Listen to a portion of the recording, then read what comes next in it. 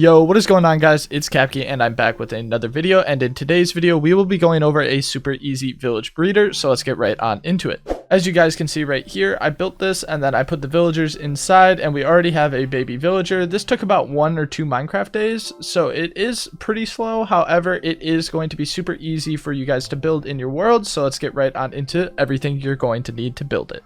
Everything you guys are going to need to build this is right here in this chest, so if you guys want to pause, get all this stuff. Obviously, there's going to be extra of some of this at the end, however, I just want to make sure you guys have enough for it, but let's get right on into it. So you might have seen this in the last clip, however, this is what you are going to need. If you want it to be floating just like this one, otherwise you can build it on the ground, but if you want it to be perfectly level with the ground, you're going to want to build up 4 blocks and then start your farm on top of it. So I laid this chart out for you guys that you can see right here. So you're going to build up 4 blocks and you're going to have this middle block, and then off of the middle block you're going to want to build 9 in each direction. So I'll start you off. So 1 2 3 4 5 6 7 8 9, and then you're going to build a little T like this. You're going to do this in every direction and then you're going to fill it all in. So now that you've had this all filled in, it should look something like this. Let's get into the next part, which is going to be the border that goes around, as well as placing the water.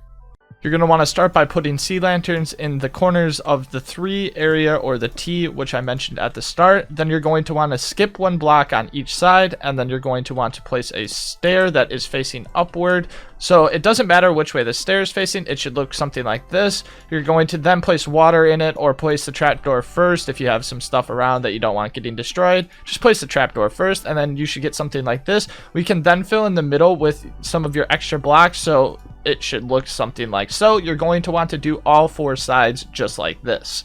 Once you do that, you should have something like this. I do want to mention that you are going to have to place 3 blocks on the ends of 3 of the T's, and then the one that you want to be the front of your farm should be left open so that you guys can build a little villager area. However, once you do all of that, you're going to want to go into your middle, place a slab, and then place a water bucket, and now we are almost halfway done. Now that we have gotten this far, you're going to want to start off by placing glass like this, and then breaking these 2 bottom ones. So this is the front side, obviously, like I mentioned in the last clip. You're going to want to have the block open underneath. However, from here on out, you're just going to go around the farm placing glass. Now that you are done with the glass, you should have something that looks just like so. We can then go on to putting our villagers in, as well as hoeing all of this ground and getting it started so that your food is all ready once you get your villagers. To start the villager process, you're going to want to place a trapdoor that's connecting these 2 pieces of glass so that there's only about a block and a half in between. Now you're going to want to place 2 pieces of glass, or whatever block you're using, out from the front of this farm. You can then go around placing trapdoors that can flip down like this. This will hold all of your villagers in one spot. You can then place a fence like that, and then you're going to want to place a piece of glass underneath and go around, or whatever block you are using, so that you can place down your beds. You're going to need 4 beds. You want all of the heads of the beds to face into different corners like this.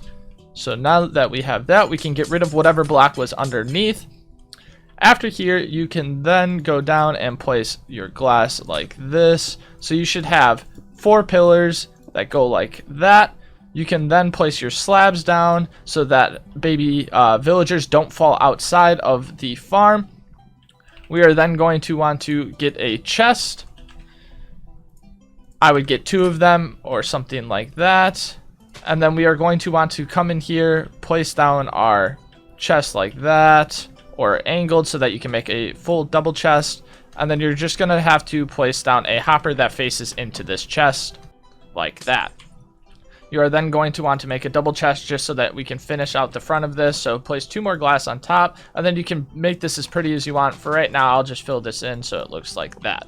So now your baby villagers that spawn up in this area will then drop down into the hopper area, and all of the extra food will be collected into the large chest. You can then pull those villagers out of this area. So I'm going to get my villagers into the area and all ready for you guys. So the next clip you will see will be something similar to this. All you're going to have to do other than that is you're going to need to get a composter, and you're going to want to place that on top of this area like this.